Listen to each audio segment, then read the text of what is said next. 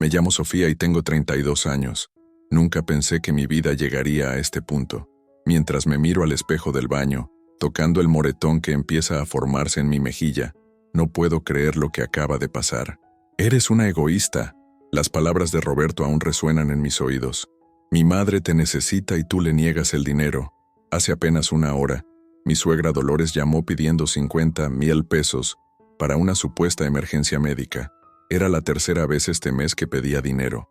Yo trabajo como contadora en una empresa mediana y Roberto es ingeniero. Ganamos bien, pero últimamente el dinero desaparece sin explicación.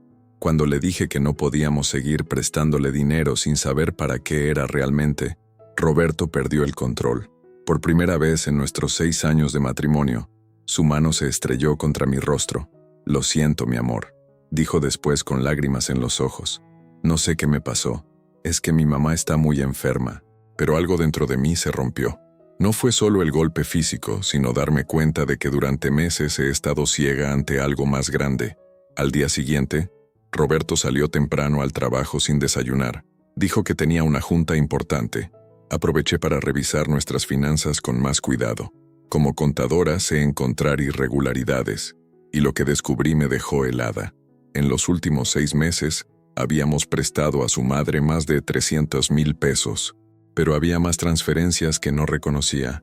Retiros de cajeros en zonas donde nunca vamos, compras en tiendas de ropa de lujo que yo jamás he visitado. Mi celular sonó. Era mi mejor amiga, Patricia. Sophie, necesito hablar contigo. Es importante. Su voz sonaba tensa. Dime, Patty. Es sobre Roberto. Lo vi ayer en Plaza Satélite. Estaba con una mujer. Se besaron. El aire se me escapó de los pulmones. Todo empezaba a tener sentido. Las salidas nocturnas, el perfume desconocido en sus camisas, la contraseña nueva en su celular. ¿Cómo era ella? Pregunté con voz temblorosa. Joven, güera, muy arreglada. Llevaba bolsas de Palacio de Hierro, las compras en tiendas de lujo, el dinero desaparecido, la emergencia constante de su madre. Todo era una mentira para financiar a su amante. Esa tarde fui directo a casa de Dolores sin avisar.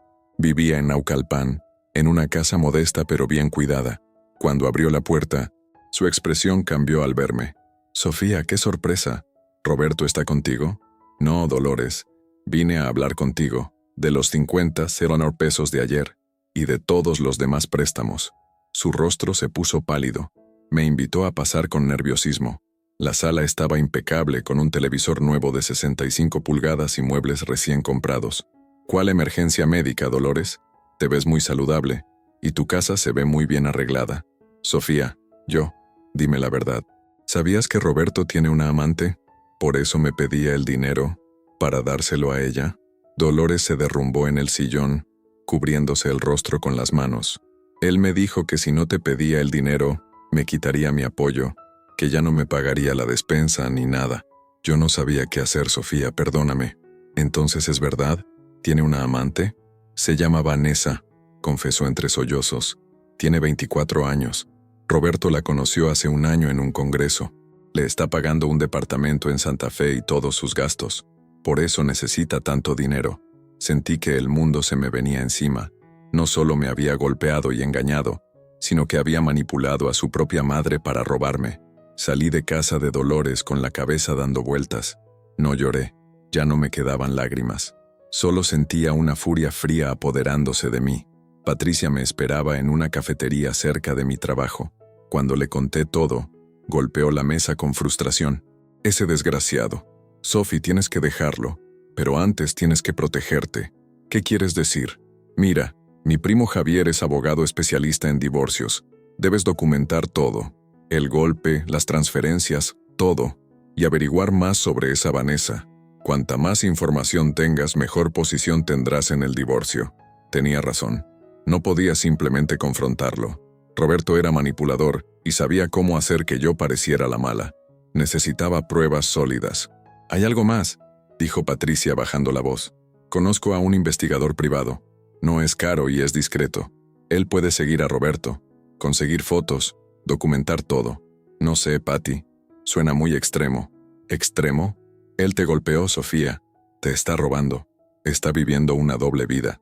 Tú necesitas protegerte. Esa noche, mientras Roberto dormía en el sillón, dijo que quería darme espacio después de lo que había pasado. Contraté al investigador privado. Se llamaba Mario, y comenzaría a seguir a Roberto al día siguiente. Mario trabajaba rápido. En solo 3 días me envió un informe completo con fotos que me rompieron el corazón. Roberto no solo tenía una amante, tenía toda una segunda vida. Las fotos mostraban a Roberto y Vanessa en restaurantes elegantes, entrando a un departamento lujoso en Santa Fe, comprando juntos en centros comerciales. En una foto, ella lucía un anillo en el dedo anular, un anillo que costaba fácil 0 pesos. Pero lo que más me dolió fue una foto en particular, Roberto con Vanessa en una playa. Por la fecha, era del mes pasado, cuando él me dijo que tenía un congreso en Monterrey. Me había mentido para irse de vacaciones con ella a Cancún. El informe también incluía información sobre Vanessa, 24 años, estudiante de diseño de modas, o eso decía ella, porque según Mario llevaba 2 años sin pisar la universidad, vivía en el departamento que Roberto le pagaba, y manejaba un Audi A3 que también estaba a nombre de mi esposo. «Hay algo más», me dijo Mario por teléfono. «Vanessa está embarazada. Tiene 3 meses». Me senté en el piso de mi oficina, incapaz de procesar esa información. Un bebé. Roberto iba a tener un bebé con otra mujer. Cuando llegué a casa esa noche, Roberto estaba cenando como si nada. Sonrió al verme. «Mi amor, ¿cómo te fue hoy? Te traje tu postre favorito, el pastel de 3 leches de esa pastelería que te gusta». Lo miré y sentí asco. ¿Cómo podía actuar tan normal? ¿Cómo podía mirarme a los ojos después de todo? «Qué lindo de tu parte, Roberto», dije con una sonrisa falsa. «Por cierto, ¿cómo estuvo tu congreso en Monterrey el mes pasado?» Su rostro se tensó apenas un segundo antes de recomponerse. «Aburrido, ya sabes. Puras juntas. Mentiroso». 6. La confrontación que no fue pasé los siguientes días fingiendo normalidad mientras reunía más evidencia. El abogado Javier me explicó que necesitaba documentación médica del golpe. Fui al hospital y me hicieron un reporte, estados de cuenta bancarios. Los imprimí todos, fotos y pruebas de la infidelidad. Gracias a Mario, testigos, Patricia y Dolores aceptaron declarar. Pero una noche, mientras Roberto se duchaba, su celular sonó. Era un mensaje de Vanessa. «Mi amor, el bebé pateó hoy. El doctor dice que todo va bien. Te amo. ¿Cuándo le vas a decir a esa inútil que la dejas?» Mis manos temblaron. Esa inútil era yo. Roberto salió del baño y me encontró con su teléfono. Su expresión cambió de la sorpresa al enojo en un segundo. «¿Qué haces revisando mi celular? ¿Quién es Vanessa, Roberto? ¿Y de qué bebé habla?» Su rostro se puso rojo. Por un momento pensé que volvería a golpearme, pero se contuvo. En lugar de eso, me arrebató el teléfono. «Eso no es asunto tuyo. No es asunto mío. Soy tu esposa. Pues tal vez no por mucho tiempo». Escupió las palabras con veneno. «Vanessa me da lo que tú nunca me has dado. Ella me hace sentir vivo, no como tú que solo piensas en trabajar y en el dinero. ¿El dinero que tú me has estado robando para mantenerla? No es robar, es mi dinero también. Y sí, se lo doy a ella porque lo merece más que tú». La máscara había caído. El hombre con el que me casé ya no existía, si es que alguna vez existió. «Quiero el divorcio», dije con voz firme. «Bien, pero no vas a quedarte con nada, Sofía. Absolutamente nada». Al día siguiente Roberto no llegó a dormir. Supuse que estaba con Vanessa. Aproveché para cambiar las cerraduras de la casa y empacar todas sus cosas. Cuando Javier presentó la demanda de divorcio, Roberto apareció en la casa como un huracán. «No puedes correrme de mi casa», gritaba mientras golpeaba la puerta. «Esta casa está a mi nombre», respondí desde adentro. «La compré yo antes de casarnos. Y tengo una orden de restricción contra ti por violencia doméstica». Era mentira sobre la orden, pero funcionó. Se fue maldiciendo. La batalla legal fue brutal. Roberto contrató a un abogado carero que intentó pintarme como una esposa fría y calculadora, que lo había orillado a buscar afecto en otra mujer. Pero Javier era mejor. «Tenemos todo, Sofía», me aseguró. «Las pruebas de infidelidad, el golpe, el desvío de dinero. Él no tiene nada contra ti». En la primera audiencia, Roberto apareció con Vanessa. Ella lucía su pancita de embarazada como trofeo. Me miraba con desdén, como si ella hubiera ganado algo. El juez revisó las pruebas, los estados de cuenta que mostraban las transferencias a cuentas desconocidas, las fotos del investigador privado, el reporte médico del golpe, la declaración de Dolores. Señor Mendoza, dijo el juez con severidad, las evidencias en su contra son contundentes. No solo ha cometido adulterio, sino también violencia doméstica y desvío de recursos conyugales. La cara de Roberto perdió todo color. Su abogado intentó argumentar, pero el juez lo interrumpió. La sentencia favorece completamente a la señora Sofía. Ella se queda con la casa, y usted debe reintegrarle los 300,000 pesos desviados más los gastos legales. Vanessa se levantó gritando, «Eso es injusto.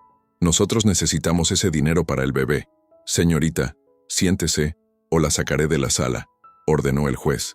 Salí del juzgado sintiéndome extraña. Había ganado, pero no me sentía victoriosa. Solo sentía un vacío enorme donde antes había estado mi matrimonio. Patricia me esperaba afuera con un abrazo. «Lo lograste, Sophie. Eres libre». ¿Libre? No me sentía libre.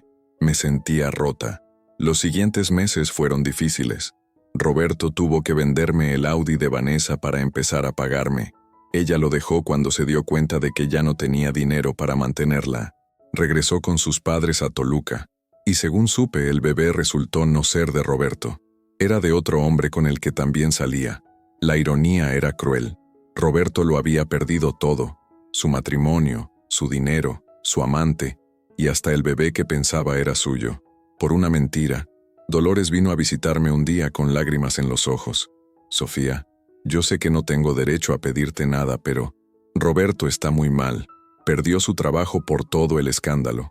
Está deprimido. No sale de su cuarto. Dolores, yo ya no puedo ayudarlo. Él tomó sus decisiones». «Lo sé, hija. Solo quería que supieras que estoy muy arrepentida de haber participado en esto. Tú siempre fuiste buena conmigo, y yo te traicioné». Le di un abrazo. No era su culpa realmente. Roberto la había manipulado también. 6 meses después del divorcio, mi vida empezaba a tomar forma nuevamente. Me ascendieron en el trabajo a gerente de contabilidad. Comencé a ir al gimnasio y retomé mi pasión por la pintura. Una tarde, en una exposición de arte en Polanco, conocí a alguien. «Ese cuadro es hermoso», dijo una voz masculina detrás de mí. «La técnica del artista es impresionante».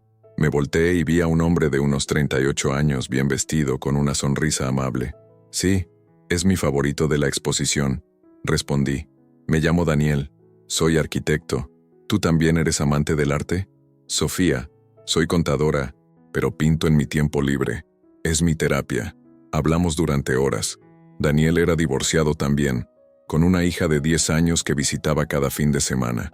Era genuino, atento, y por primera vez en mucho tiempo, sentí mariposas en el estómago. No buscaba una relación, no estaba lista, pero Daniel fue paciente. Nos volvimos amigos primero. Cafés, exposiciones, caminatas en Chapultepec, sin presiones, sin promesas. Mientras tanto, Patricia me contó que Roberto estaba trabajando en un Oxxo y vivía en un departamento pequeño en Ecatepec. Vanessa había tenido su bebé, un niño, con el verdadero padre, y Roberto había desaparecido de las redes sociales. Sentí lástima por él, pero ya no era mi problema. Un año después del divorcio, cuando mi vida finalmente estaba en paz, recibí un mensaje de Facebook de un número desconocido. «Sofía, soy Vanessa. Necesito hablar contigo urgentemente. Es sobre Roberto. Por favor, es importante». Mi primer instinto fue ignorarlo. ¿Qué podría querer de mí? Pero la curiosidad ganó. «¿Qué quieres?», respondí. «No puedo explicarlo por mensaje. ¿Podemos vernos? Por favor. Es sobre algo que Roberto hizo y que necesitas saber». Contra mi mejor juicio, acepté verla en un café neutral en La Condesa. Cuando llegué, Vanessa ya estaba ahí. Se veía muy diferente, más delgada, con ojeras, sin maquillaje.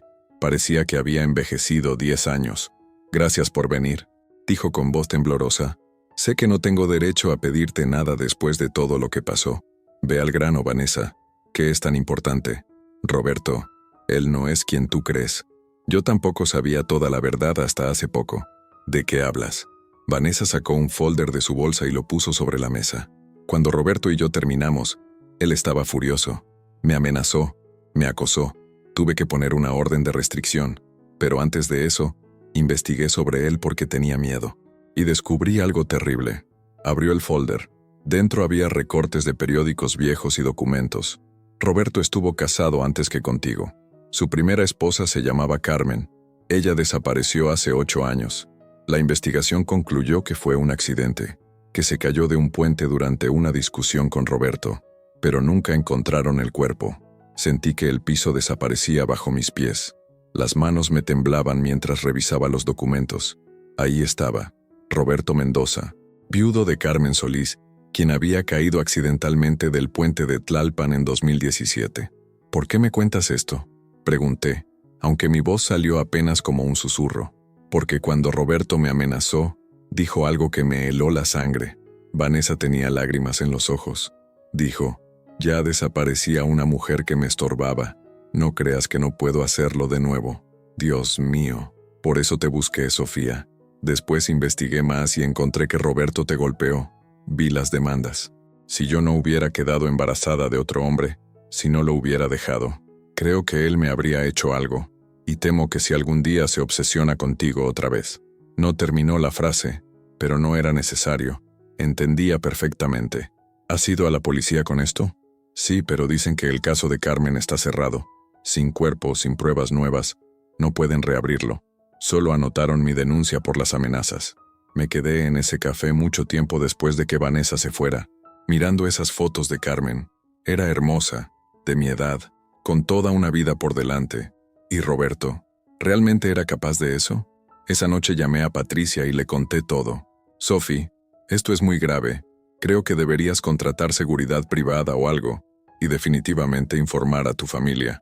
Patty, ¿estoy siendo paranoica? Quiero decir, fue declarado accidente. ¿Paranoica? Ese hombre te golpeó, te robó, te engañó, y ahora resulta que su primera esposa murió en circunstancias sospechosas. No. No estás siendo paranoica. No podía quedarme tranquila. Contraté nuevamente a Mario, el investigador privado, para que investigara el caso de Carmen. Es un caso viejo, me advirtió, pero veré qué puedo encontrar. 2 semanas después Mario me citó en su oficina con una expresión seria. Sofía, encontré cosas inquietantes. La familia de Carmen nunca creyó la versión del accidente. Ellos dicen que Carmen les había confiado que tenía miedo de Roberto, que él era violento y controlador, pero no tenían pruebas, y la investigación policial favoreció a Roberto. ¿Por qué lo favoreció? Porque Roberto tenía palancas. Su padre era militar de alto rango, ya fallecido, pero en ese entonces usó sus contactos. También encontré algo más. 2 semanas antes de la muerte de Carmen, ella había iniciado trámites de divorcio, y Roberto estaba a punto de perder mucho dinero porque Carmen había heredado de sus padres. Todo encajaba de manera escalofriante. Carmen había muerto justo cuando se iba a divorciar de Roberto, y él había heredado todo. Hay más, continuó Mario. Hablé con vecinos de esa época. Una mujer recordó haber visto a Roberto llegar a casa la noche de la muerte de Carmen con tierra en la ropa y muy nervioso, pero nunca la llamaron a declarar. Creo que Carmen no cayó de ese puente, Sofía. Creo que Roberto la mató y escondió el cuerpo. Y creo que si tú no lo hubieras dejado cuando lo hiciste, con todo público y legal, tal vez estarías en peligro también. Un escalofrío recorrió mi espalda. Había estado casada con un potencial asesino. Mario me dio el contacto de la hermana de Carmen, una mujer llamada Elena, que vivía en Querétaro. La llamé y accedió a verme. Elena era una mujer de unos 45 años, con una tristeza profunda en los ojos que nunca la abandonaba. Yo sabía que Roberto mató a mi hermana, me dijo mientras tomábamos café en su sala, pero nadie me creyó.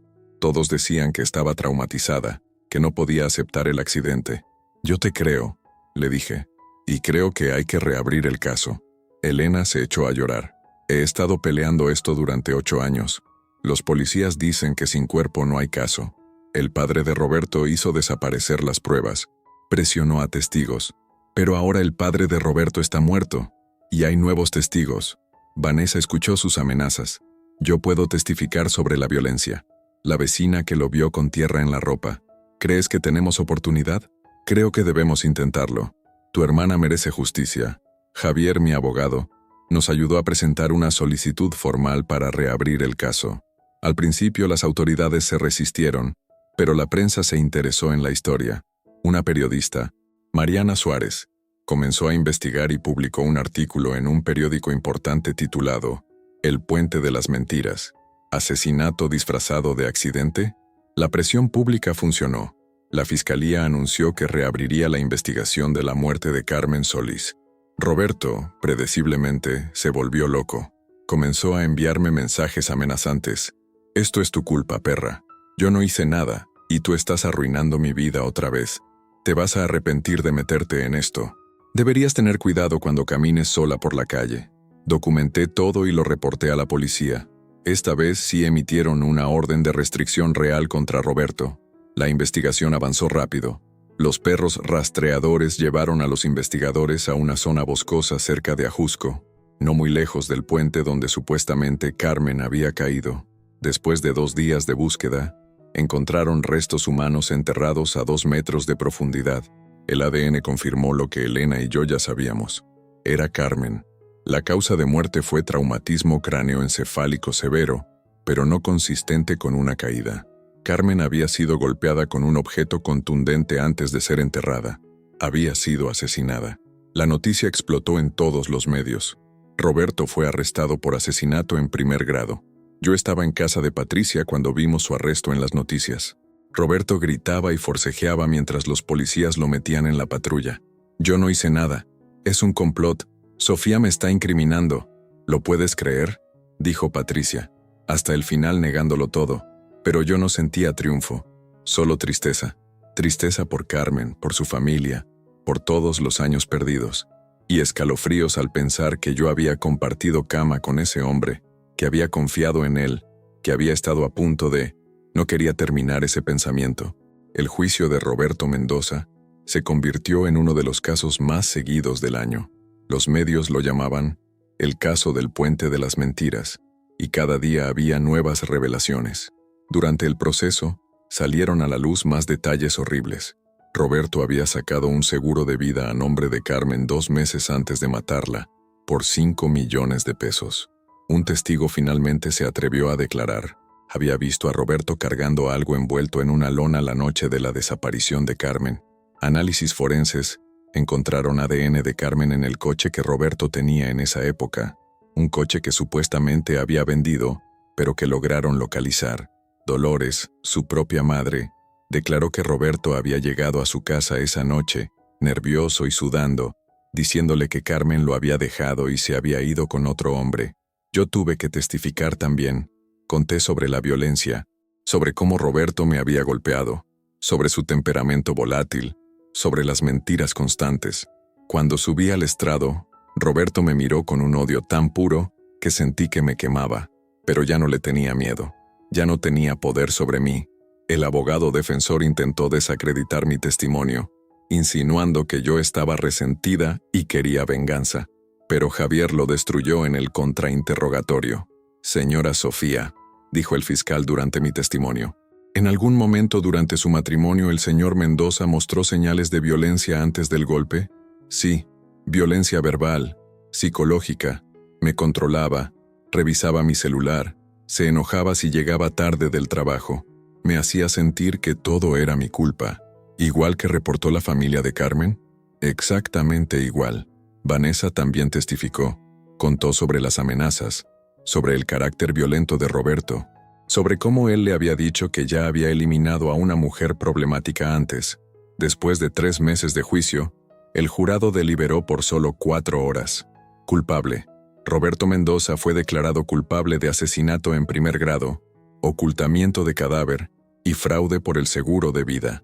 La sentencia: 50 años de prisión sin posibilidad de libertad anticipada. Cuando el juez leyó el veredicto, Roberto se derrumbó. Comenzó a gritar, a llorar, a decir que era inocente. Los guardias tuvieron que sacarlo a la fuerza. Elena, la hermana de Carmen, me abrazó llorando. Gracias, gracias por no rendirte. Gracias por darle justicia a mi hermana. Pero yo sabía que no había sido solo yo. Había sido Elena, que nunca dejó de creer. Vanessa, que tuvo el valor de hablar. Mario, que investigó incansablemente. Javier, que peleó el caso, y Carmen, cuya verdad finalmente había salido a la luz. Esa noche, en casa, con Patricia y Daniel, quien se había convertido en mi novio oficial durante el juicio, apoyándome en cada audiencia, brindamos. Por Carmen, dije levantando mi copa, por su verdad, por su justicia. Por Carmen, repitieron ambos. Y por ti, Sophie, añadió Patricia, por ser tan valiente. No fui valiente, dije, solo sobreviví. Y tuve suerte, mucha suerte, porque ahora entendía, si no me hubiera divorciado de Roberto cuando lo hice, si me hubiera quedado, si él hubiera perdido el control otra vez, yo podría haber terminado como Carmen. Los meses siguientes a la sentencia fueron de adaptación. Mi nombre había estado en todos los periódicos. En el trabajo, algunos me miraban con lástima, otros con morbo. Decidí cambiar de empresa. Una compañía internacional me ofreció un puesto mejor pagado como directora de finanzas. Era un nuevo comienzo en todos los sentidos. Daniel y yo nos mudamos juntos. Su hija, Camila, y yo nos llevábamos muy bien.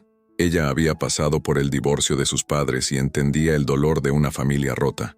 Sofía, me dijo un día mientras pintábamos juntas, ¿tú crees que mi papá y tú se van a casar? No lo sé, Cami. ¿Te gustaría? Sí, eres muy buena conmigo, y haces feliz a mi papá. Me derretí. Esta niña había sanado algo en mí que pensé que nunca sanaría. Dolores vino a visitarme un día. Había envejecido mucho. Su hijo estaba en prisión por asesinato y ella cargaba con esa culpa. Sofía, yo no sé si alguna vez podrás perdonarme por no haber visto lo que mi hijo era realmente. Dolores, tú también fuiste víctima de Roberto. Él te manipuló, igual que a todas nosotras. Pero yo soy su madre. Debí haberlo criado mejor. Debí haber visto las señales. Los monstruos no siempre muestran señales, le dije, ofreciéndole té. Y a veces, quienes más los aman, son los últimos en verlo. Dolores se quedó un momento en silencio. ¿Sabes? Después de que arrestaron a Roberto, encontré un diario en sus cosas viejas.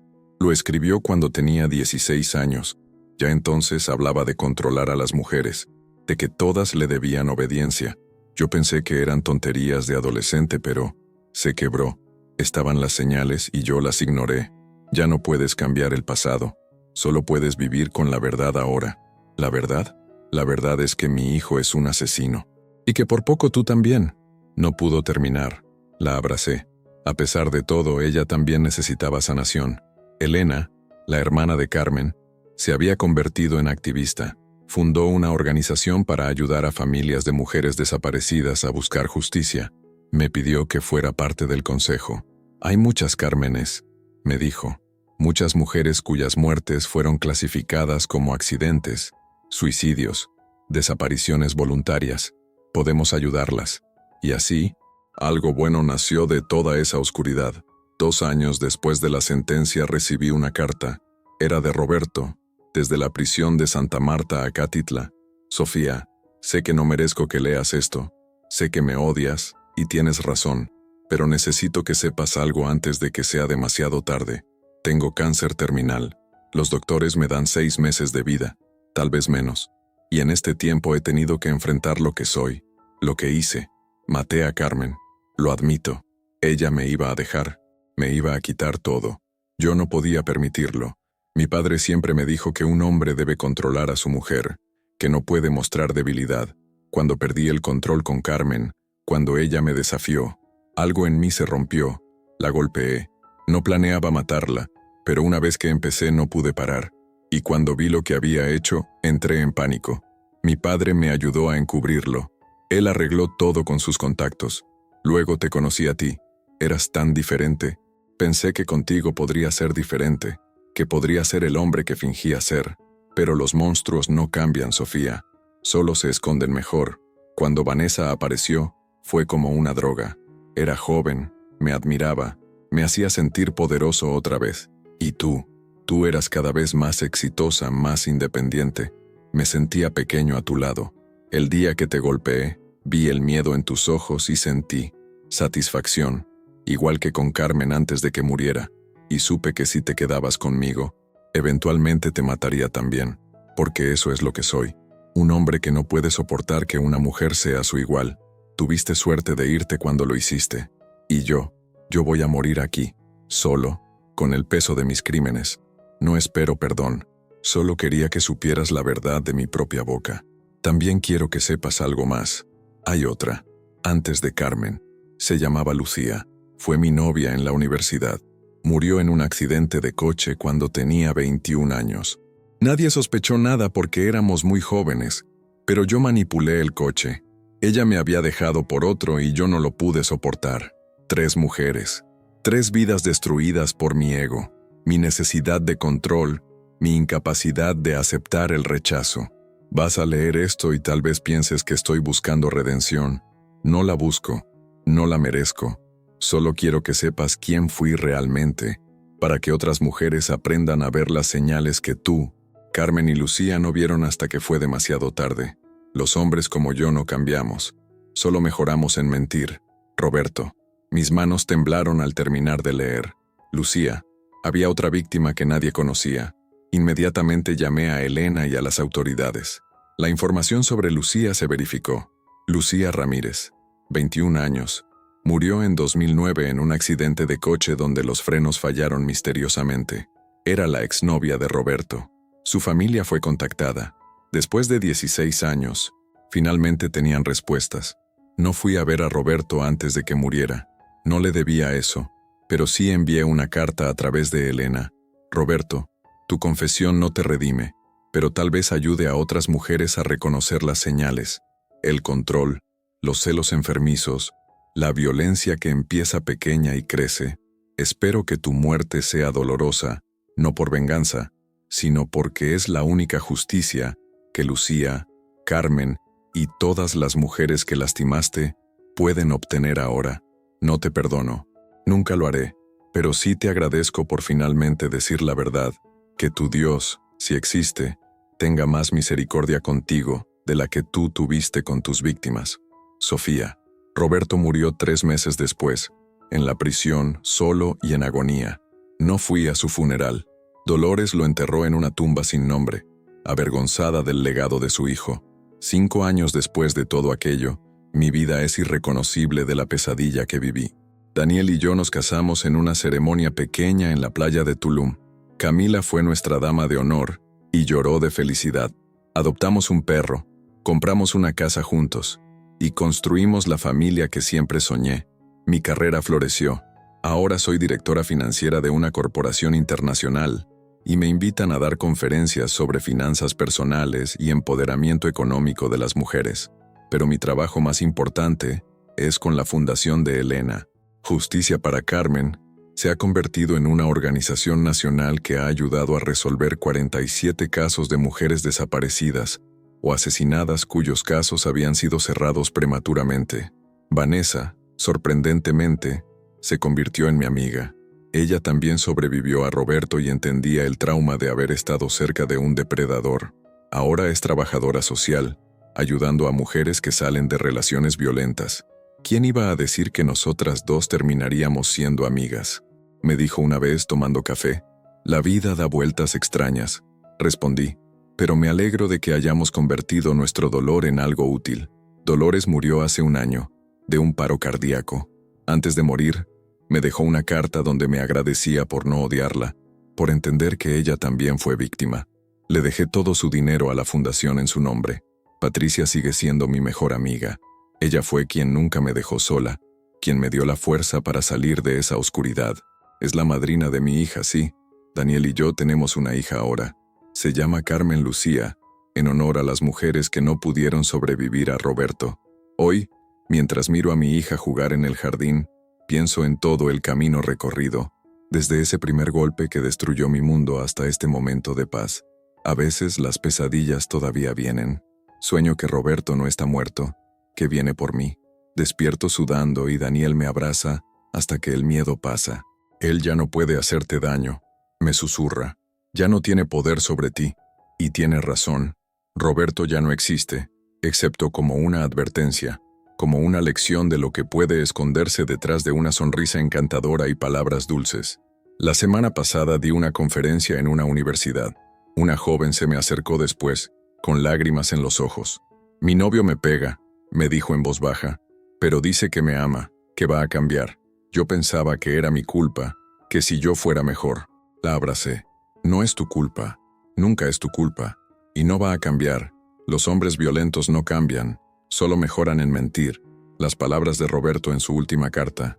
Tienes que salir. Ahora. Pero no tengo a dónde ir. Él controla todo mi dinero. Mi familia no me cree. Le di la tarjeta de la fundación. Nosotras te ayudaremos. No estás sola. Vi en sus ojos la misma chispa de esperanza que yo tuve cuando Patricia me ofreció ayuda hace tantos años. Esa chispa que salva vidas. Esta es mi historia. La historia de cómo sobreviví a un monstruo, de cómo encontré justicia para sus víctimas y de cómo reconstruí mi vida de las cenizas. No fue fácil. Hubo días donde quería rendirme, donde el dolor era tan intenso que no podía respirar, pero seguí adelante. Por Carmen, por Lucía, por todas las mujeres que no tuvieron mi suerte.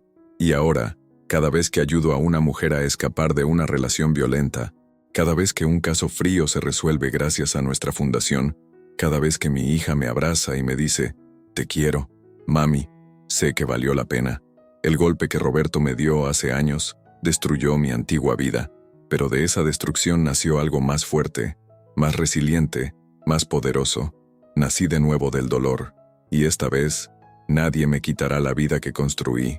Si estás leyendo esto y estás en una relación violenta, sal, no esperes, no creas las promesas de cambio, no pienses que es tu culpa. Los monstruos no cambian, pero tú sí puedes cambiar tu historia. Yo lo hice, y tú también puedes. Epílogo. 10 años después. La conferencia. El auditorio de la Universidad Nacional estaba completamente lleno. Más de 500 personas se habían reunido para escuchar mi conferencia, de víctima a sobreviviente, reconstruyendo la vida después de la violencia. Mientras esperaba detrás del escenario, mis manos todavía temblaban ligeramente. Después de 10 años, aún me ponía nerviosa hablar en público sobre mi historia. Daniel me tomó la mano y la apretó con suavidad. Vas a estar increíble, como siempre, me dijo, besándome la frente. Gracias por venir conmigo. Le respondí, sé que debías estar en esa reunión con el cliente de Monterrey. No hay reunión más importante que apoyar a mi esposa. Sonrió.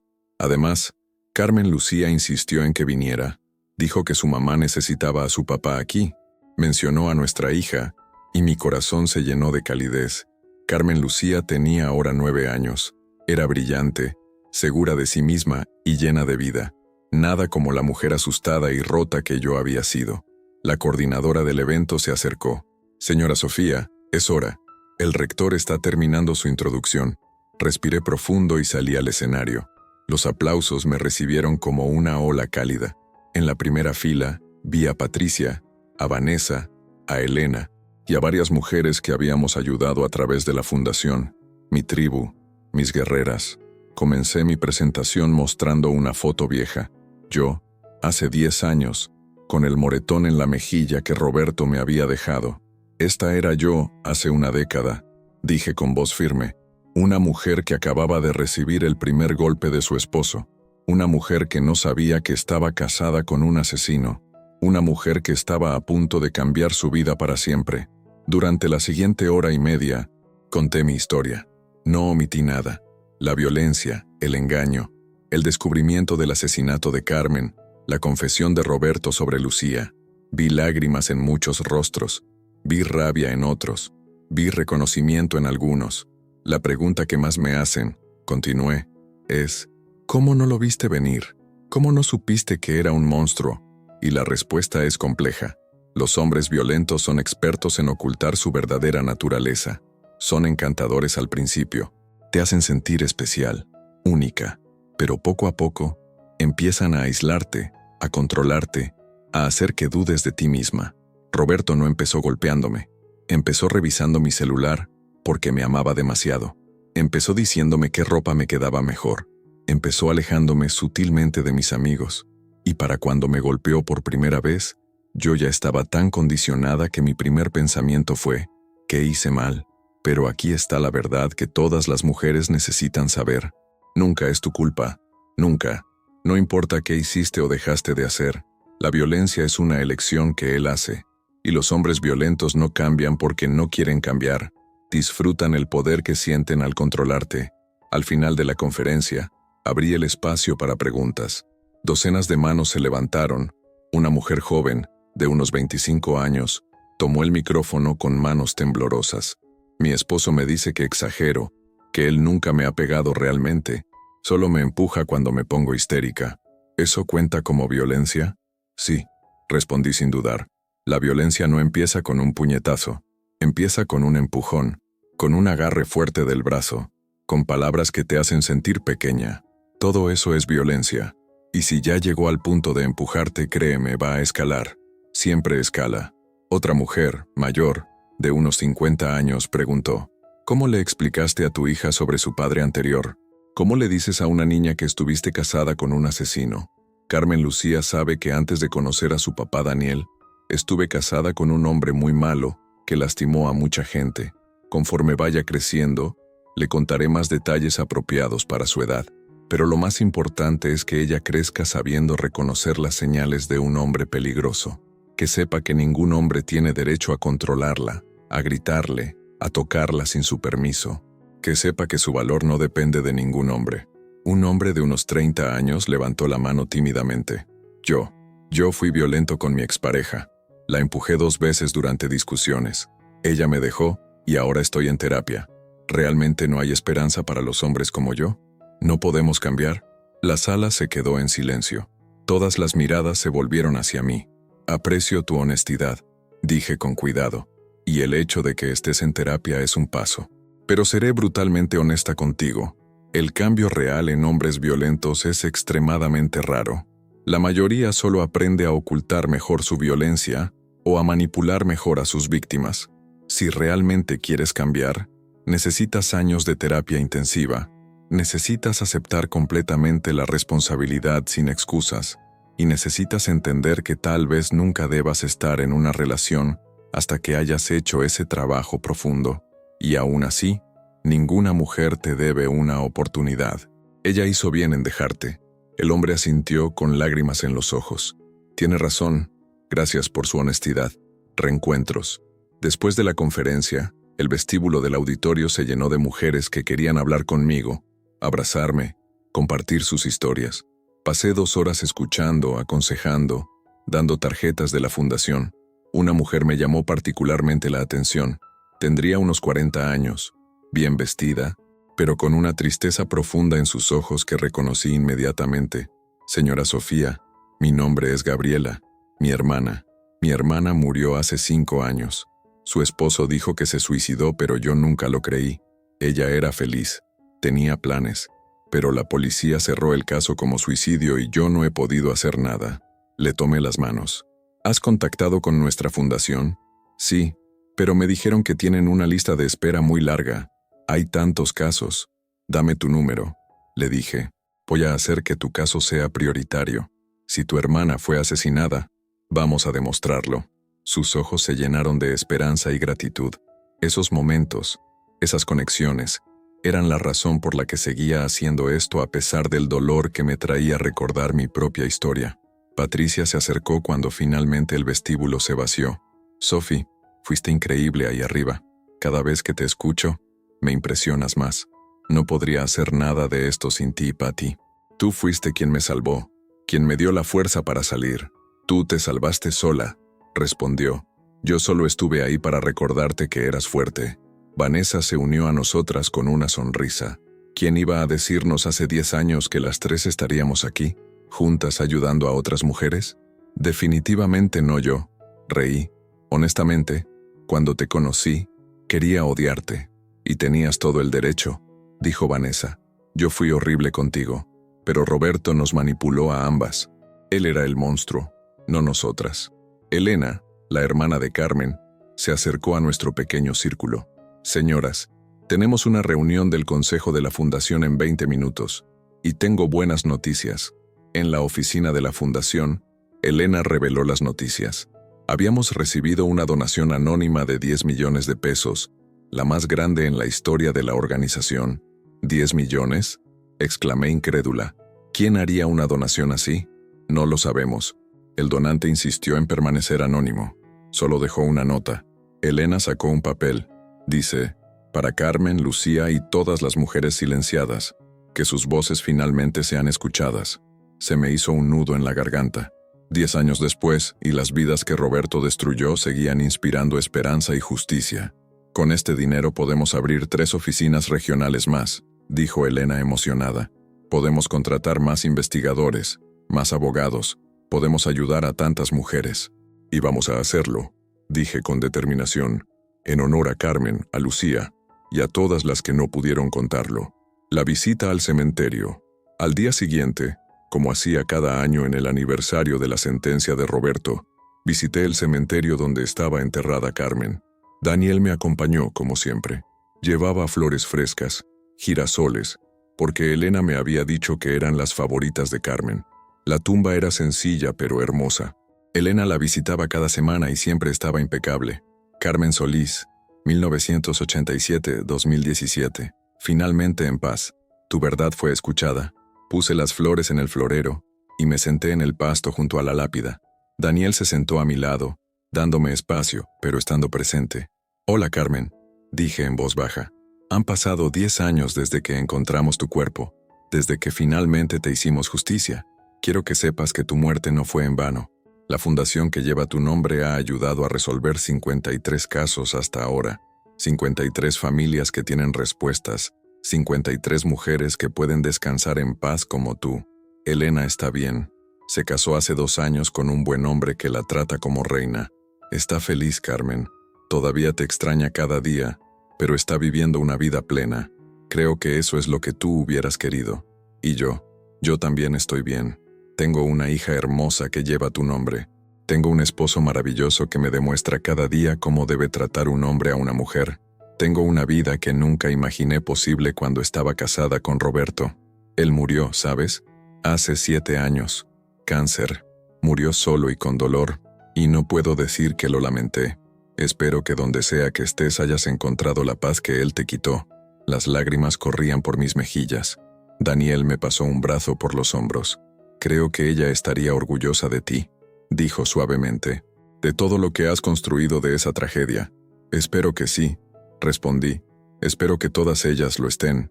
Nos quedamos ahí un rato más, en silencio, antes de dirigirnos a la tumba de Lucía, que estaba en otro cementerio al otro lado de la ciudad. La familia de Lucía había actualizado su lápida después de que se conoció la verdad sobre su muerte. Lucía Ramírez, 1988-2009. Asesinada pero nunca olvidada. La verdad finalmente salió a la luz. Puse girasoles también para ella. Hola, Lucía.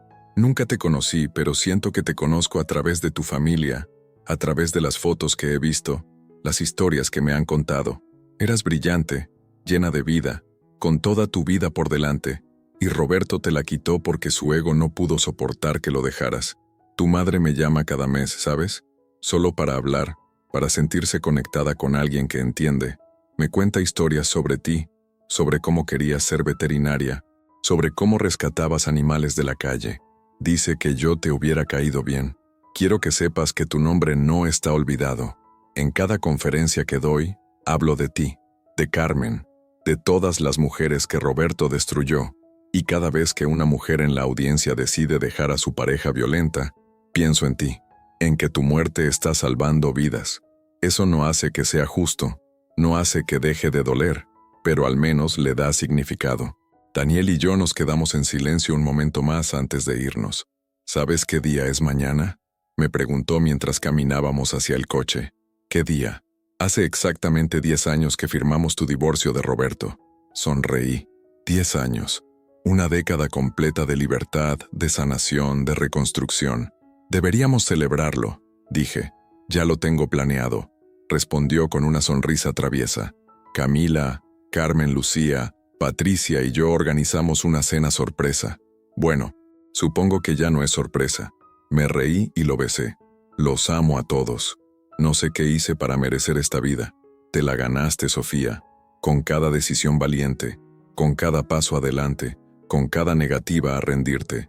Esta vida es tuya porque luchaste por ella. El caso de Gabriela. La semana siguiente me reuní con Gabriela, la mujer cuya hermana había cometido suicidio 5 años atrás. Trajo consigo todos los documentos del caso, el reporte policial, el certificado de defunción, fotos, todo. Su hermana se llamaba Mónica y tenía 32 años cuando murió. Mi edad cuando Roberto me golpeó. La similitud me estremeció. El reporte dice que se ahorcó en su habitación, explicó Gabriela con voz temblorosa. Pero Mónica tenía miedo a las alturas. Nunca se hubiera colgado. Además, había marcas extrañas en su cuello que no coincidían con una cuerda. Y su esposo, Fernando, tenía arañazos en los brazos. ¿Qué dijo él sobre los arañazos? Que su gato lo había rasguñado. Pero Mónica no tenía gato. Se había mudado con él apenas 2 meses antes y él era alérgico. Estudié los documentos con cuidado.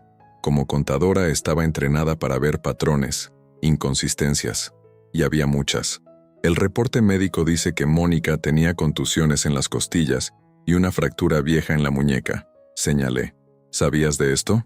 Fernando siempre decía que Mónica era torpe, que se caía mucho. Pero ahora, viendo todo esto, creo que él la golpeaba. ¿Mónica alguna vez te habló de violencia?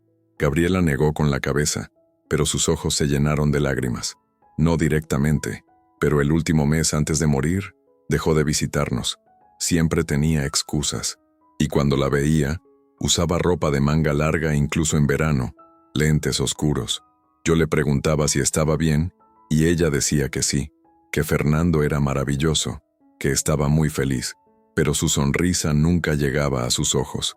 Una vez, como 2 semanas antes de morir, me llamó llorando. Dijo que necesitaba hablar conmigo, que había algo que debía contarme. Quedamos de vernos al día siguiente, pero ella canceló.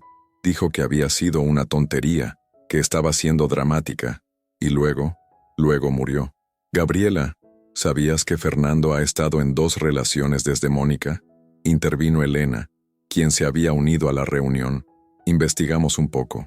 Su novia actual presentó una denuncia por violencia doméstica hace 3 meses, pero la retiró una semana después. ¿En serio? Gabriela se veía sorprendida pero no incrédula. Ese patrón es clásico de hombres violentos. Completé. Mónica probablemente no fue su primera víctima, y claramente no fue la última. ¿Pueden ayudarme? ¿Pueden reabrir el caso? Vamos a intentarlo. Prometí, pero necesito que entiendas algo. Va a ser difícil. Han pasado 5 años. Pero si hay algo que he aprendido es que la verdad siempre encuentra la manera de salir a la luz. Solo necesita a alguien dispuesto a buscarla. Contraté a Mario, el mismo investigador privado que me había ayudado con Roberto. Ya estaba retirado, pero aceptó ayudar con este caso. Por los viejos tiempos, me dijo, y porque estos bastardos necesitan ser detenidos. El progreso. Los meses siguientes fueron intensos. Mario encontró a la exnovia de Fernando antes de Mónica. Se llamaba Beatriz y cuando escuchó que estábamos investigando la muerte de Mónica, accedió a hablar. Fernando me golpeaba, confesó Beatriz en mi oficina, con Gabriela presente. Empezó con empujones, luego bofetadas, luego puños. Una noche me ahorcó hasta que perdí el conocimiento. Desperté en el hospital y él estaba ahí, llorando, diciendo que me amaba, que nunca volvería a pasar. Pero pasó, una y otra vez, hasta que una noche, cuando estaba ahorcándome de nuevo, algo en mí se resistió. Logré rasguñarlo y escapar. Huí a la casa de mis padres y nunca regresé. Puse una orden de restricción pero nunca presenté cargos porque tenía miedo. Miedo de que me encontrara, de que me matara. ¿Te ahorcaba? Preguntó Gabriela con voz débil. Sí, decía que le gustaba ver la vida escaparse de mis ojos, que le hacía sentir poderoso. Era su forma favorita de controlarme. Gabriela sollozó. Ahora no había duda. Fernando había asesinado a Mónica y lo había disfrazado de suicidio, pero necesitábamos más pruebas. La novia actual de Fernando, quien había retirado la denuncia, finalmente accedió a hablar con nosotros bajo promesa de protección. Él me amenazó, dijo Laura, la novia actual. Dijo que si no retiraba la denuncia, me pasaría lo mismo que a la idiota de Mónica que no supo cuándo callarse. Lo dijo así, textualmente. Yo no sabía quién era Mónica entonces, pero ahora entiendes que él mató a su esposa. Terminé por ella. Laura asintió temblando. Quiero ayudar, quiero que este monstruo pague, pero tengo miedo. Vamos a protegerte, prometió Elena. Tenemos contactos en la policía ahora, tenemos abogados. No estás sola. Con los testimonios de Beatriz y Laura, más el análisis forense que Mario consiguió que se hiciera de nuevo, El examinador encontró que las marcas en el cuello de Mónica eran consistentes con estrangulación manual, no con ahorcamiento. Presentamos una solicitud formal para reabrir el caso. La presión mediática ayudó. La periodista Mariana Suárez, la misma que había cubierto el caso de Roberto hace años, escribió un artículo explosivo. ¿Otro feminicidio disfrazado de suicidio? El caso Mónica García. Fernando fue arrestado 3 meses después de que Gabriela me contactara por primera vez. Cuando los policías llegaron a su casa, intentó huir pero fue capturado. Su juicio comenzaría en 6 meses. Gabriela me abrazó el día del arresto, llorando de alivio y tristeza mezclados. Gracias. Gracias por creerme. Gracias por no rendirte con mi hermana. Tu hermana merece justicia, le dije, y la va a tener. Carmen Lucía crece. Mi hija cumplió 10 años ese otoño. Organizamos una fiesta en el jardín de nuestra casa con todos sus amigos de la escuela. Mientras la veía reír y jugar, mi corazón se llenó de gratitud. Camila, ahora de 17 años y a punto de entrar a la universidad, ayudaba a organizar los juegos. Se había convertido en una hermana mayor maravillosa para Carmen Lucía, protegiéndola y guiándola con paciencia. Mamá, me dijo Carmen Lucía esa noche cuando la arropaba, en la escuela nos pidieron que habláramos sobre nuestras familias, y yo les conté sobre ti, sobre papá Daniel, sobre Camila, y también sobre la tía Carmen y la tía Lucía que están en el cielo. ¿Qué dijiste sobre ellas? Dije que eran mujeres muy valientes que tuvieron que enfrentar a un hombre muy malo, pero que su valentía ayuda a otras mujeres ahora. ¿Hice bien? La abracé con fuerza. Hiciste perfecto, mi amor. Ellas estarían muy orgullosas de ti. Mamá, ¿alguna vez tuviste miedo de que ese hombre malo te hiciera daño? Mi instinto fue protegerla, mentirle, pero sabía que necesitaba la verdad apropiada para su edad. Sí, tuve mucho miedo, pero tuve personas valientes a mi alrededor que me ayudaron. La tía Patricia, los abogados, la policía. Por eso es tan importante tener amigos buenos y pedir ayuda cuando la necesitas. Yo siempre te pediría ayuda si alguien me hiciera sentir mal, dijo con seriedad, y nunca dejaría que un niño me tratara mal, como tú me enseñaste. Exacto, mi amor, exacto. Esa noche, después de que Carmen Lucía se durmiera, Daniel y yo nos sentamos en el balcón de nuestra recámara, mirando las estrellas. ¿En qué piensas?, me preguntó. En que hace 10 años estaba en una casa diferente, con un hombre diferente, viviendo una pesadilla, y ahora estoy aquí, con esta familia increíble, haciendo trabajo que importa. A veces todavía me pellizco para asegurarme de que es real. Es real, dijo besando mi frente, y te lo mereces todo. ¿Sabes qué me asusta a veces? ¿Qué? Que Carmen Lucía crezca y algún día termine con alguien como Roberto. Que toda mi experiencia, toda mi vigilancia, no sea suficiente para protegerla. Daniel me tomó las manos. Sofía, le estás enseñando exactamente lo que necesita saber. Le estás mostrando cómo se ve una relación sana con nuestro matrimonio. Le estás enseñando a reconocer las señales de peligro. Le estás dando las herramientas que tú no tenías. Y más importante, le estás enseñando que ella vale más que cualquier relación, que ella es completa por sí misma. Espero que tengas razón. La tengo. Mira a Camila. Su mamá no le enseñó nada de esto, pero yo sí. Y ahora ella tiene estándares altísimos para los chicos. El mes pasado terminó con un novio porque él intentó revisar su celular. Reí a pesar de mis lágrimas. Ella es fuerte. Y Carmen Lucía también lo será, porque tiene el mejor ejemplo posible. Tú. El juicio de Fernando. El juicio de Fernando por el asesinato de Mónica comenzó en primavera. Gabriela me pidió que estuviera ahí con ella y acepté sin dudarlo. El caso era fuerte. Los testimonios de Beatriz y Laura fueron devastadores. El nuevo examen forense dejó claro que Mónica no se había ahorcado a sí misma, y un testigo que finalmente se atrevió a hablar declaró que había escuchado a Fernando y Mónica discutiendo violentamente la noche de su muerte, que había escuchado a Mónica gritar, «Por favor, no», antes de que todo quedara en silencio. Fernando se veía diferente de las fotos que había visto. En las fotos era apuesto, carismático. En el juzgado, sin la máscara del encanto, se veía exactamente como lo que era. Un hombre violento y mezquino que había matado a una mujer porque ella lo había desafiado. Cuando subí al estrado como testigo experta, Mi experiencia con Roberto me había convertido en una voz respetada sobre violencia doméstica. Fernando me miró con odio, pero yo ya no le tenía miedo a las miradas de odio de los hombres violentos. Señora Sofía, dijo el fiscal, basándose en su experiencia personal y su trabajo con víctimas de violencia doméstica, ¿puede decirnos si el patrón de comportamiento de Fernando García es consistente con el de un feminicida? Absolutamente, respondí con firmeza. El aislamiento de la víctima, la violencia escalante, el estrangulamiento como método de control, las múltiples víctimas en relaciones sucesivas. Todo es consistente con un patrón de comportamiento que eventualmente lleva al asesinato. Mónica no fue la primera mujer que Fernando lastimó gravemente, pero él se aseguró de que fuera la última que pudiera hablar. El jurado deliberó por 6 horas. Culpable de homicidio calificado, Fernando fue sentenciado a 40 años de prisión sin libertad anticipada. Cuando salimos del juzgado, Gabriela se derrumbó en mis brazos. Finalmente puedo respirar. Finalmente Mónica puede descansar. Sí, dije, abrazándola. Finalmente. Esa noche, la fundación publicó un comunicado sobre el caso. Los medios lo recogieron inmediatamente. Para la mañana siguiente, habíamos recibido más de 100 mensajes de mujeres con casos similares, mujeres cuyas hermanas, hijas, madres, habían muerto en supuestos suicidios o accidentes sospechosos.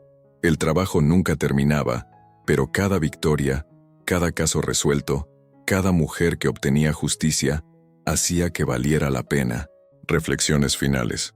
En el 10º aniversario exacto del día que me divorcié de Roberto, nuestra fundación organizó un evento especial, la inauguración de un memorial para víctimas de feminicidio. Era un jardín hermoso con árboles de cerezo y bancas de mármol. En el centro, un monumento de bronce mostraba a una mujer romper cadenas, sus brazos alzados hacia el cielo en libertad. En la base del monumento estaban grabados todos los nombres: Carmen Solís, Lucía Ramírez, Mónica García y cientos más. Mujeres que la fundación había ayudado a identificar, a honrar, a traer justicia. Durante la ceremonia de inauguración, invité a hablar a las familias. Elena habló sobre Carmen, la madre de Lucía habló sobre su hija, Gabriela habló sobre Mónica. Cada historia era diferente, pero todas compartían el mismo tema: mujeres brillantes, amadas, con futuro, silenciadas por hombres que no podían soportar perder el control. Cuando fue mi turno de hablar, miré la audiencia. Había cientos de personas, sobrevivientes, familias de víctimas, activistas, periodistas, funcionarios públicos. Hace 10 años, comencé, yo era una mujer rota. Un hombre que prometió amarme me había golpeado, robado, engañado, y cuando finalmente encontré la valentía de dejarlo, descubrí que no solo era un infiel y un ladrón, era un asesino serial que había destruido las vidas de al menos 3 mujeres. Durante mucho tiempo me culpé. Pensé, ¿cómo no lo vi? ¿Cómo no protegí a Carmen, a Lucía? Pero con el tiempo entendí algo crucial. No era mi culpa. No era responsabilidad de ninguna de nosotras detectar a los monstruos. Es responsabilidad de la sociedad dejar de criarlos. Este memorial no es solo para honrar a las muertas. Es un recordatorio para los vivos. Un recordatorio de que la violencia contra las mujeres no es normal, no es aceptable, no es amor, es un crimen. Y cada vez que ignoramos las señales, cada vez que justificamos la violencia, cada vez que le decimos a una mujer, pero él te ama, cuando él la golpea, nos convertimos en cómplices. Las mujeres cuyos nombres están grabados aquí no pidieron morir, pidieron ser respetadas, ser tratadas como seres humanos, ser libres, y por eso fueron asesinadas, porque los hombres que las mataron preferían verlas muertas antes que libres, pero no murieron en vano. Cada nombre en este monumento representa no solo una vida perdida, sino cientos de vidas salvadas, porque cada vez que contamos sus historias, cada vez que exigimos justicia, cada vez que una mujer reconoce las señales de peligro y se va antes de que sea demasiado tarde, ellas están viviendo a través de nosotras. Así que hoy, mientras inauguramos este memorial, hago una promesa a Carmen, a Lucía, a Mónica y a todas las demás. No descansaremos, no nos callaremos, seguiremos luchando hasta que ninguna mujer más tenga que morir por el ego frágil de un hombre. Seguiremos luchando hasta que la violencia de género sea cosa del pasado. Seguiremos luchando porque ustedes merecían vivir y las que vienen después merecen vivir también. Los aplausos retumbaron por todo el jardín. Vi lágrimas en casi todos los rostros. Daniel me abrazó cuando bajé del podio y Carmen, Lucía y Camila se unieron al abrazo. «Estoy orgullosa de ti, mamá», susurró mi hija.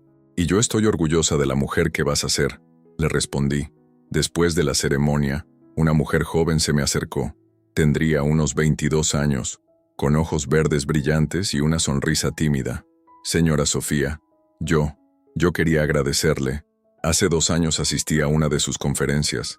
En ese momento estaba con un novio que me controlaba, me aislaba de mi familia, había empezado a empujarme, pero después de escucharla, reconocí las señales. Lo dejé, y ahora estoy terminando mi carrera de medicina.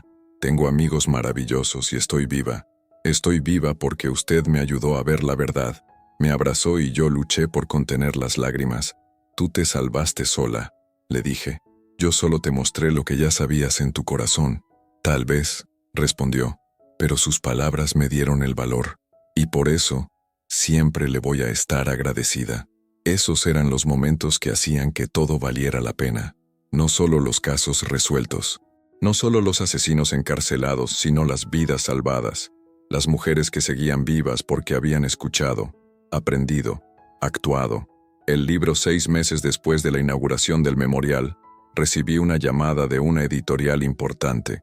«Señora Sofía, hemos seguido su trabajo durante años. Queremos publicar su historia completa.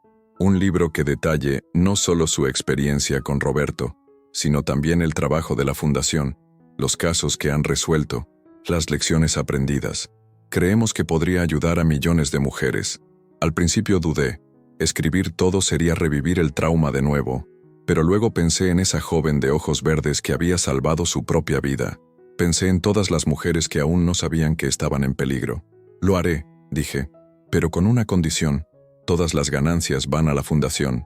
Por supuesto, me tomó 1 año escribir, sobrevivir al monstruo, mi vida después de la violencia.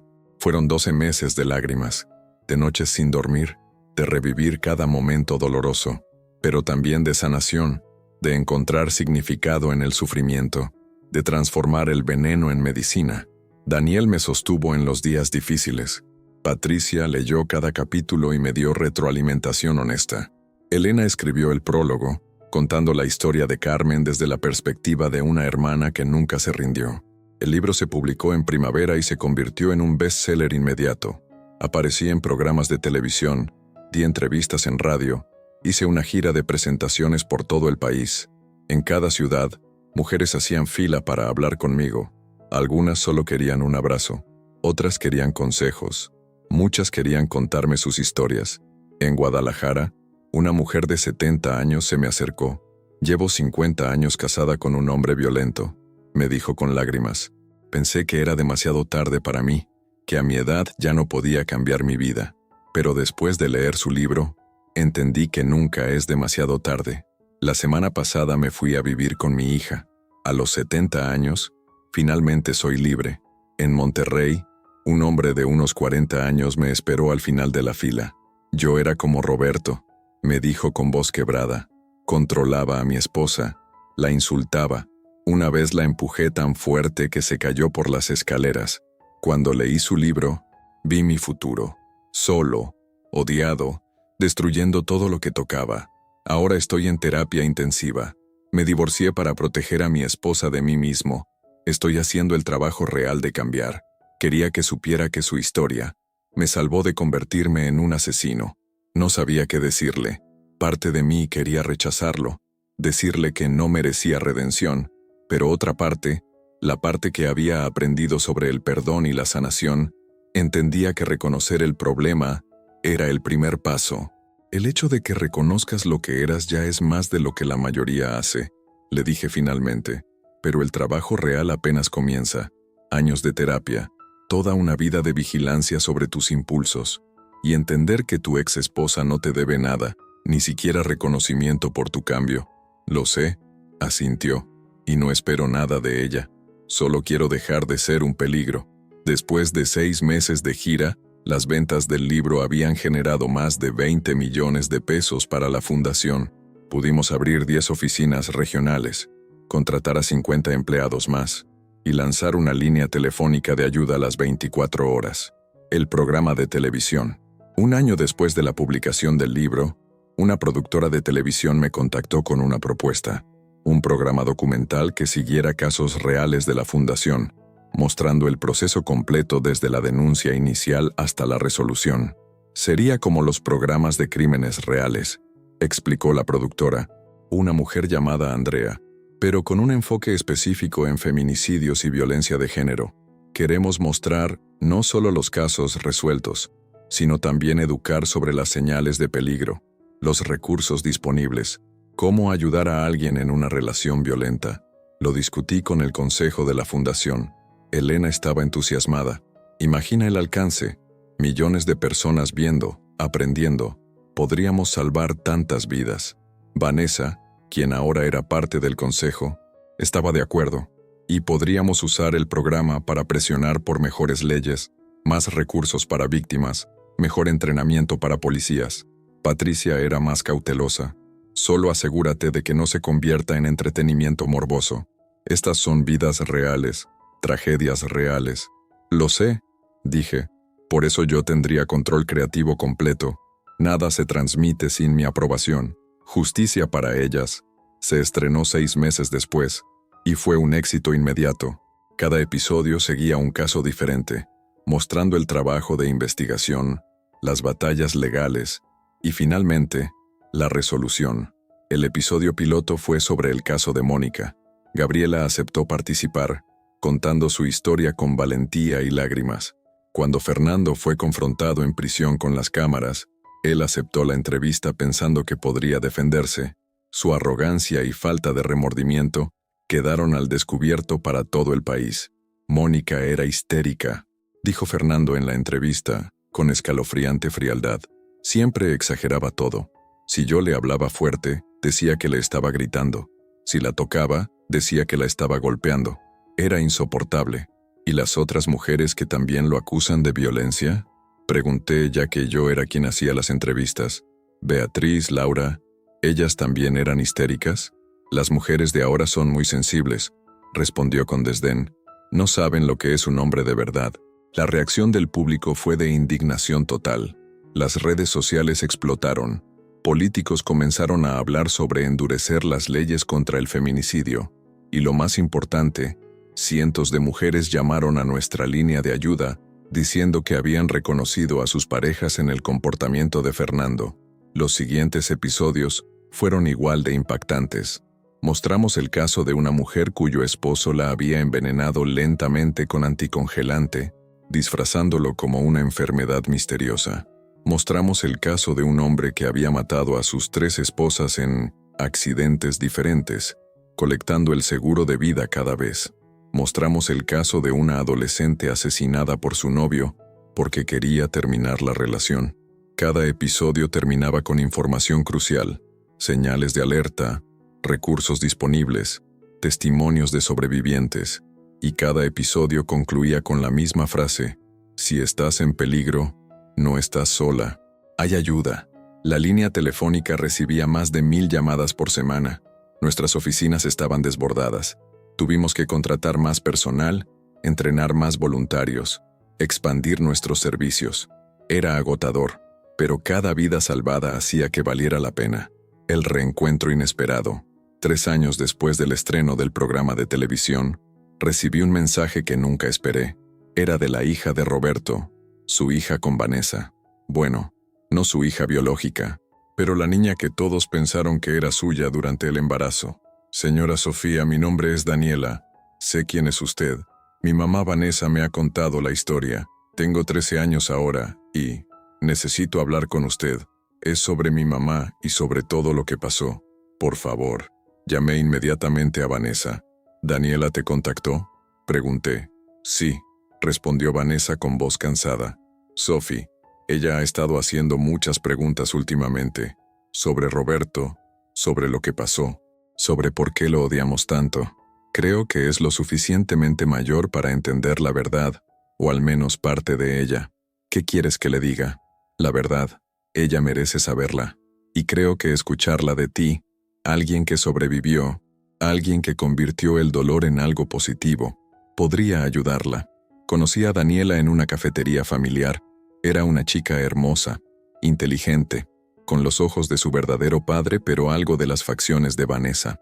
Me saludó con nerviosismo. «Gracias por venir», dijo. «Sé que esto es raro». «No es raro», le aseguré. «¿Qué querías preguntarme?» «Quiero entender qué tipo de hombre era Roberto. Mi mamá dice que era malo, que te lastimó, que lastimó a otras mujeres. Pero también sé que durante meses, él pensó que yo era su hija, que me quería o al menos eso decía. ¿Cómo puede alguien amar a un bebé y al mismo tiempo ser un asesino?» Era una pregunta profunda para una chica de 13 años. «Los hombres violentos no son monstruos las 24 horas del día», expliqué con cuidado. Roberto podía ser encantador, cariñoso, hasta tierno, y probablemente te hubiera querido si realmente hubieras sido su hija. Pero ese amor habría sido posesivo, controlador. Te habría querido como a una posesión, no como a una persona con libre albedrío. El problema no es que los hombres violentos no puedan amar. El problema es que su concepto de amor está retorcido. Creen que amar significa controlar, que cuidar significa decidir por ti, que proteger significa aislarte del mundo. Y cuando la persona que aman no se somete a ese control, se vuelven violentos. ¿Él te amaba?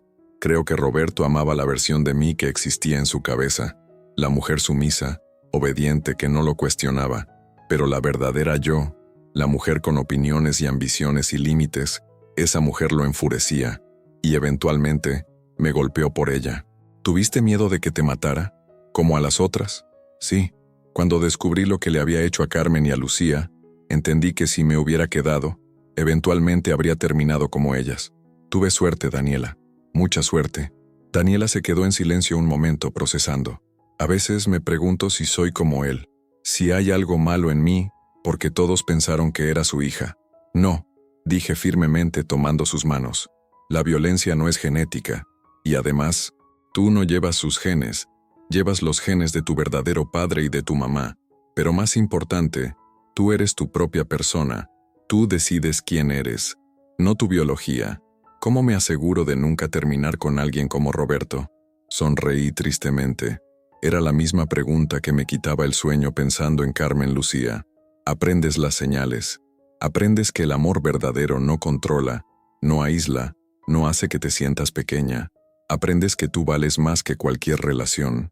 Aprendes que está bien estar sola si la alternativa es estar con alguien que te lastima. Y aprendes a confiar en tu instinto. Si algo se siente mal, probablemente lo es. Y si me enamoro de alguien malo sin darme cuenta, entonces tienes a tu mamá, a mí, a toda una red de mujeres que te ayudarán a ver la verdad. Y tienes el conocimiento que viene de nuestras historias. No cometerás los mismos errores que nosotras porque ahora sabes qué buscar. Hablamos durante 2 horas más. Le conté sobre mi vida ahora, sobre Carmen Lucía, sobre el trabajo de la fundación. Le conté cómo convertí el peor momento de mi vida en mi propósito. Cuando nos despedimos, Daniela me abrazó. «Quiero ser como usted cuando crezca. Quiero ayudar a la gente». «Puede ser», le dije. «El mundo necesita más mujeres fuertes como tú». El legado continúa. Hoy, 15 años después de divorciarme de Roberto, me siento en mi oficina en la sede principal de la Fundación Justicia para Ellas. En la pared tengo fotos. Carmen y Lucía, por supuesto, pero también Mónica y las otras 53 mujeres cuyos casos hemos resuelto. Carmen Lucía tiene 15 años ahora. Es brillante, segura, compasiva. Quiere estudiar Derecho para seguir el trabajo de la Fundación. Camila se graduó de la universidad el año pasado y ahora es trabajadora social, especializándose en víctimas de violencia doméstica. Daniel y yo celebramos nuestro 10º aniversario de matrimonio el mes pasado.